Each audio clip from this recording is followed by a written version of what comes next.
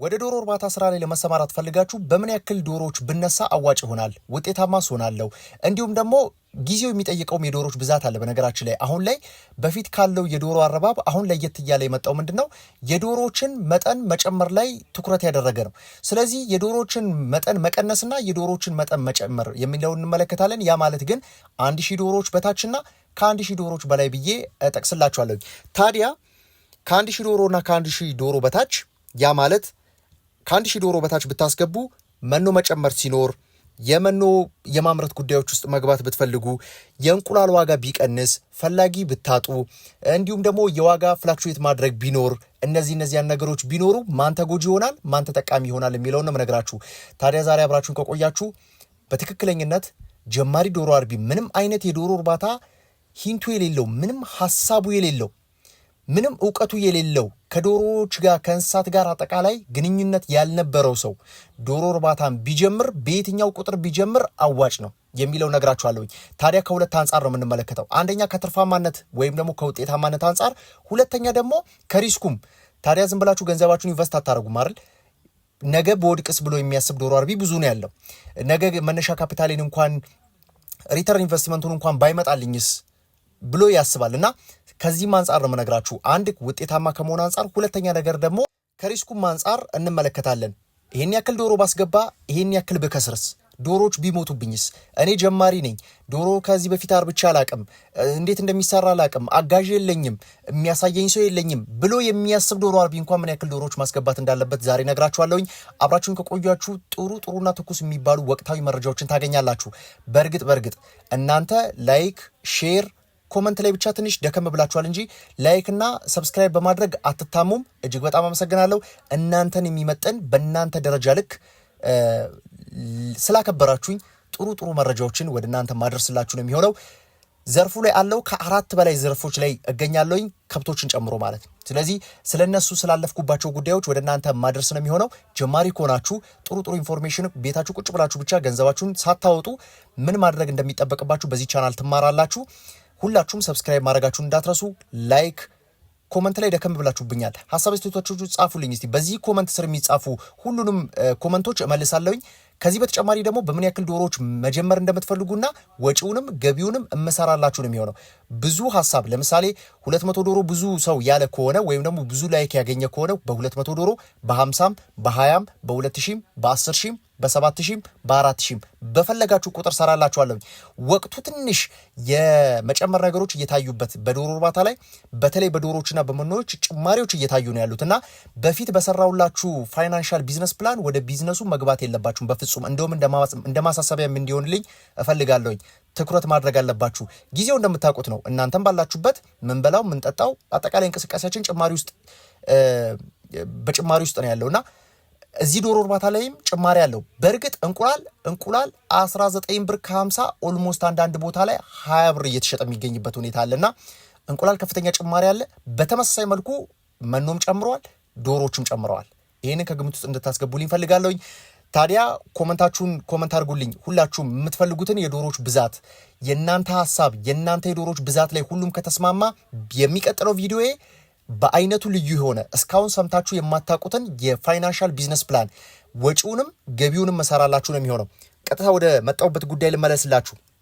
ዋና ሐሳብ የሚሆነው ይሄ በእርግጥ እኔ ዶሮ እርባታ ስጀምርም ብዙ የሚያስጨንቀኝ ጉዳይ ነበረ። አማካሪ ግን አላገኘውም ነበረ። ይሄ እንደዚህ ብታረግ ወጪ ገቢውን ጥርት አድርጎ የሚነግረኝ አልነበረም። ነገር ግን ዛሬ ለእናንተ ልንገራችሁ። ዶሮ እርባታ እኔ በጀመርኩበት ሰዓት 6-7 ዓመት ሆኖኛል።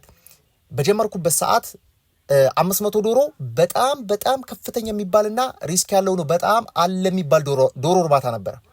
500 ዶሮ አሁን የሚያስገባው ሰው ራሱ በጣም ትንሽ ሰው ነው። በጣም ትንሽ ሰው ማለት ነው። በተለይ ጀማሪ ያልሆነ 2-3 የሰራ ዶሮ አርቢ ካለ ከ500 ዶሮ በላይ ነው የሚያስገባው። 1000 2000 3000 እያለ ይቀጥላል። ስለዚህ ዛሬ በቁጥር አነስተኛ ስታስገቡና በቁጥር ብዙ ስታስገቡ ምን ልዩነት አለው የሚለውን እንዳልኳችሁ ከትርፋማነት አንጻርም ነገ ቢሞቱብኝስ ብከስርስ ከሚለው ጉዳይ ምን እንመለከታለን። የመጀመሪያው እንግዲህ ተጽዕኖ የሚያደርግባችሁ ከ1000 ዶሮ በታች የሚያስገባ ዶሮ አርቢ መኖ በጨመረ ቁጥር ላበላብ ይሆናል። በቃ ተጽዕኖ ስለሚያደርግበት ማለት አንደኛ ከ500 ከ1000 ዶሮዎች በላይ በታች የሚያስገባ ዶሮ አርቢ ወራዊ ጠቅላላ ምርቱ አናሳ ነው። በዛች አናሳ ምርት ላይ የመኖ ጭማሪው ሲታከልበት ትርፉን የሚጋፋ ነው የሚሆነው። ስለዚህ ማድረግ የሚኖርብን ምንድነው? በተቻለ አቅም ዞሮ ዞሮ 200 ዶሮ አትስሩ ማለት አይደለም። ነገር ግን አንዳንድ ዶሮ አርቢዎች አሉ 1 ሚሊዮን ብር ይዘው በ500 ሺህ ብር ኢንቨስት አድርገው የሚገቡ ሰዎች አሉ። የተቀረውን 500 ሺህ ብር ግን መልሰው ኢንቨስት አያደርጉትም። ለምን? ስራው ስለሚያደክማቸው። በትንሽ አነስተኛ ቁጥር ስታስገቡ አድካሚ ነው፣ ከትርፉ ድካሙ ይበልጣል። ነገር ግን ደግሞ በብዙ ስታስገቡ ደግሞ ትርፉም ድካሙም ተመጣጣኝ ሊባል በሚችል ሁኔታ ይሆናል ማለት ነው። ያ ማለት ለምሳሌ 2000 ዶሮ የምትለፉት ተመሳሳይ ነው፣ 1000 ዶሮ የምትለፉት ተመሳሳይ ነው፣ የምታባክኑ ጊዜ ተመሳሳይ ነው፣ መስዋዕት የምትከፍሉለት ተመሳሳይ ነው፣ የምትጨነቁት ተመሳሳይ ነው። ወጪ ብቻ ነው የሚለያየው፣ ገቢውም ይለያያል። ስለዚህ 1000 ዶሮ ከማስገባት 1100 ዶሮ ማስገባት ይሻላል ልላችሁ ፈልጌ ነው። 1100 ዶሮ ከማስገባት 1500 ማስገባት ይሻላል። ለስራው በጣም አመቺ የሚሆነው ውጤታማ ሆናችሁ የምትቀጥሉበት በዚህ አንጻር ነው ማለት ነው። ስለዚህ የመኖ ጭማሪ ሲኖርባችሁ ትንሽ የመንገዳገር ነገር፣ የመበሳጨት ነገር፣ ማማረር ነገር ውስጥ እንድትገቡ ያደርጋችኋል። ይሄ የሚሆነው ምንድነው? ሁላችንም የምናደርገው ነገር ነው። ነገር ግን ደግሞ ከቁጥር ማነስ ጋር የሚያዝ ብቻ ነው። ለምን? ድርጅት ሲጨምር ለሁሉም ነው የሚጨምረው፣ ለሁሉም ደንበኞቹ ነው የሚጨምረው። ያ ግን በዛ ለምሳሌ 1000 ደንበኞች ቢኖሩት 1000ዎቹም ግማሹ ያማራል፣ ግማሹ ምንም አይመስለውም። ምንም የማይመስለው የትኛው ነው? 3000 4000 ዶሮ ያለው ነው። ምንም አይመስለውም ካለው ወጪና ገቢ አንጻር ሲመለከተው ማለት ነው። የ150 ብር በመኖ በኩንታል ላይ ጭማሪ ምንም አይመስለውም። 200 ብር የሚጨምር በተመሳይ የበለጠ ደግሞ 8000 9000 ዶሮ ያለው ደግሞ ከናካቴው ራሱ መረጃው የለውም።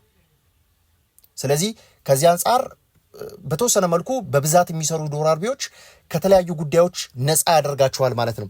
ሌላው የመኖ ማምረት ብትፈልጉስ ለምሳሌ ከ1000 ዶሮ በታች ቢኖራችሁ 700 ዶሮ ቢኖራችሁ 700 ዶሮ ይዛችሁ መኖ ማምረት ልፋቱ ያመዝናል። አሁንም በድጋሚ ለምን? አንደኛ ከፍተኛ የሚባል ካፒታል ይዞ ወይም ደግሞ ገንዘብ ይዞ ይቀመጣል፣ ጥሬ ዕቃው ማለት ነው ስለማትጠቀሙበት። ለምሳሌ በመጠን ትንንሽ የማይሸጡ የተለያዩ ግብአቶች አሉ። በመጠን ትንንሽ የማይሸጡ አንድ የገዝታችኋቸው ለ6 ወር ለ8 ወር ለአመት የሚሆናችሁ ለማን? ለ700 ዶሮ ማለት ነው። ጥሬ ዕቃው ገንዘብ ይዞባችሁ ይቀመጣል። ሌላ ገንዘብ መስራት የሚችለው ገንዘብ እዚህ ጋር በሆነ ነገር ይቀመጣል ማለት ነው። መኖ ማምረት ብትፈልጉ ስለ አንድ እህል ብቻ አይደለም እያወራችሁ ያለው 2 3 4 በተለይ ኢምፖርት የሚደረጉ ግብአቶች አሉ።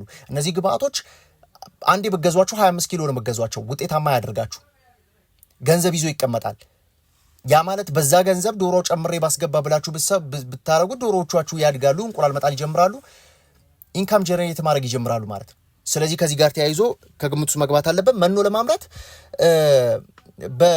አሁን ገንዘብ ይዞ ከመቀመጥ ጋር ተያይዞ ሳይሆን ውጤታማ የምትሆኑበትም ለምሳሌ ምን ያክል ኩንታል ለምሳሌ እንደ 1000 ዶሮ እንኳን አስገባችሁ ቢባል 18 ኩንታል ነው የሚጠቀሙት። ያንን 18 ኩንታል እያንዳንዳቸው ላይ 300 ብር ብታገኙበት በጣም ትንሽ ነው። የምትለፉ ግን በጣም ብዙ ነው።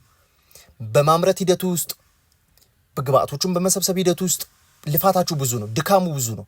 ስለዚህ ነገር ግን 2000 ዶሮ ቢሆን 3000 ዶሮ ቢሆን ግን በጣም ተስማሚ የሚባለው አይነት ስራ መስራት ይቻላል። በለፋችሁት ልክ ትርፉም ይመጣል ማለት ነው። ስለዚህ በተቻለ መጠን የዶሮቻችሁን ብዛት ብትጨምሩ እጅግ በጣም የተሻለ ነው።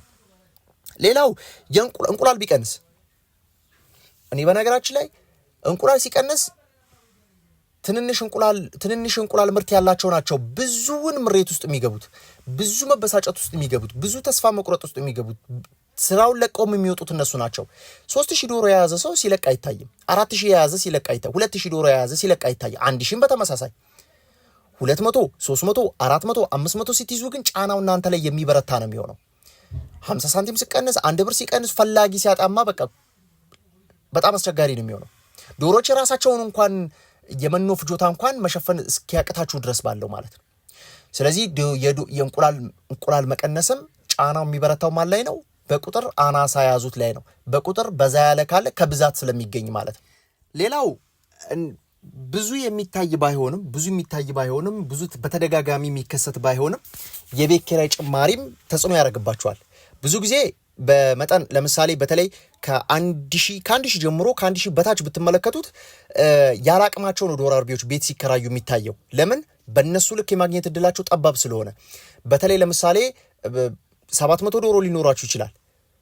700 800 ዶሮዎች ሊኖሩ ይችላል። 1000 ዶሮዎች ሊኖሩ ይችላሉ። ለምሳሌ 700 ዶሮ 86 ካሬ የሚያስፈልግ ከሆነ 100 ካሬ ነው የምትከራዩ። 86 ካሬ ለእናንተ ተብሎ የተዘጋጀ የለም። አብዛኞቹ ቤቶች ከ100 ካሬ በላይ ናቸው። በዚህ በዶሮ እርባታ ዘርፍ ላይ ስትመለከቷቸው ግዙፍ ናቸው። 170 150 150 ትንሹ ነው። ስለዚህ የቤት ኪራይ መጨመር ያ ማለት ያስገባችሁት ዶሮና የምትከፍሉበት የወራዊ መጠን የመመጣጠን እድሉ ጠባብ ይሆንባችኋል። ስለዚህ ከዚህ ጋር ተያይዞ አሁንም አሁንም እስካሁን እያደላው ያለውት ብዙ ላስገባ ከብዙ ይገኛል ከሚለው ማለት ነው። ስለዚህ አሁንም የቤት ኪራይ ጫና እንዳይኖርባችሁ ጥንቃቄ ማድረግ ያለበት። በእርግጥ የቤት ኪራይ ጫና መላችሁ በልካችሁ የተከራያችሁ ከሆነ እናንተን አይመለከትም። እናንተ ጥሩ ስራ መስራት ትችላላችሁ። በዶሮቻችሁ በሚፈልጉት ካሬ መጠን የተከራያችሁ ካሬው ብቻ አይደለም በእርግጥ እንዲሁም ደግሞ ወራዊ ኪራዩን ተመጣጣኝ ሊባል የሚችል ከሆነ እናንተን የሚመለከት አይደለም። ግን አብዛኞቹን ስመለከታቸው እኛም ደግሞ ኦፈር የምናደርግላቸው ለምሳሌ የማደራጀት ስራ ውስጥ ቤት እንደዚህ በጣም በአነስተኛ መልኩ ስለማይገኝ በተለይ 500 እንደዚህ አይነት የመገኘት ዕድሉ በጣም ጠባብ ነው። ስለዚህ አማራጭ ወደ ሌላ ቦታ እንዲሄዱ ነው የምናደርገው። ስለዚህ ከዚህ ጋር ተያይዞ ግን ምናልባት ስራውን በጣም መስራት ፈልጋለሁ ብሎ ያሰበ ሰው ግን በ1000 ዶሮዎች 1000 ዶሮ መያዝ የሚችለውን ቤት 500 ዶሮ አስገብቶበት ግማሹ ቤት ባዶ ሆኖ ይሰራበታል ማለት። ይሄ መያዝ ካለበት በሙሉ አቅሙ ቤቱ እንዳይንቀሳቀስ አድርጎት፣ አከራዩ ግን ሲያስከፍለው በሙሉ አቅሙ እንደተንቀሳቀስ አድርጎ ነው የሚያስከፍለው። 500 ዶሮ ነው አስገባው ብሎ በዶሮዎች ልክ አይቀንስለትም ማለት ነው።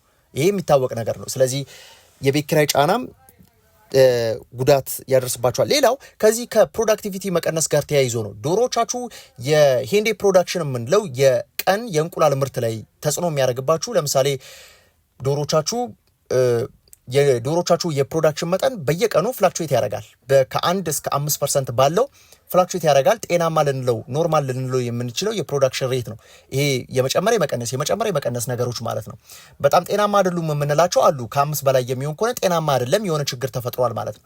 ስለዚህ ጤናማ አይደለም የምንለው ውስጥ ግን ስንመለከት የመኖ የጥራት መጓደል ብዙ አርቢዎችን ለኪሳራ የሚዳረገው ይሄ ነው።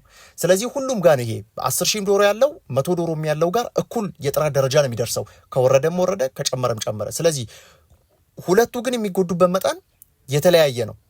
ምናልባት 10,000 ዶሮ ያለው ምናልባት 9,000 8,000 እንቁላል ሊያገኝ ይችላል። ኖርማል ነው፣ በጣም ጤናማ ሊባል የሚችል ነው ከብዛቱ አንጻር። ነገር ግን ከ100 ላይ ይሄን ያክል እንቁላል ቀነሰ ብንል ለምሳሌ 30 እና 40 እንቁላል ቀነሰ ብንል ኦልሞስት ኪሳራ ውስጥ የሚጥለው አይነት ይሆናል ማለት ነው።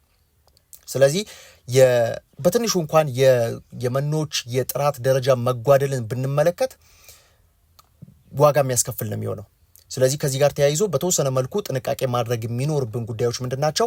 የዚህ የወጪና ገቢን ከማመጣጠን ጋር ተያይዞ የምናስገባቸው የዶሮዎች መጠን ከምናወጣው ወጪ ጋር ሊመጣጠን ይገባል።